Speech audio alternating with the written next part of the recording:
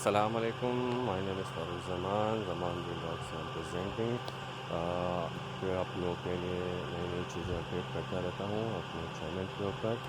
आज मैं आपको बताने वाला हूँ कि रेंट कैलकुलेटर टैक्स की वर्किंग कैसे करते हैं। बहुत से लोगों को शायद नहीं पता है कि रेंट की जब कैलकुलेशन करते हैं तो उसमें भी फाइलर और नॉन फाइलर का चक्कर होता है। ये एक्सेल का एक बड़ा अच्छा फॉर्मेट बना हुआ है जिसमें आपको सिर्फ नॉन फाइलर करना है। उसके बाद आपने पीरियड सेलेक्ट करना है और अमाउंट डालनी है। तो आपको टैक्स की कैलकुलेशन जो है वो पता चल जाएगी कि जो है टैक्स किस तरह से रिकॉर्ड किया जाता है रेंट के लिए। चाहे वो 1.5 लाख का हो, चाहे वो 20 लाख का हो, 15 लाख का हो। बहुत ही आसान फार्मूला है, बहुत ही आसान वर्किंग है, इजीली हो जाता है। वो लोग जो कि ऑफिस में हैं, टैक्स की वर्किंग करते हैं, रेंट की वर्किंग करते हैं, उनके लिए बहुत ईजी है।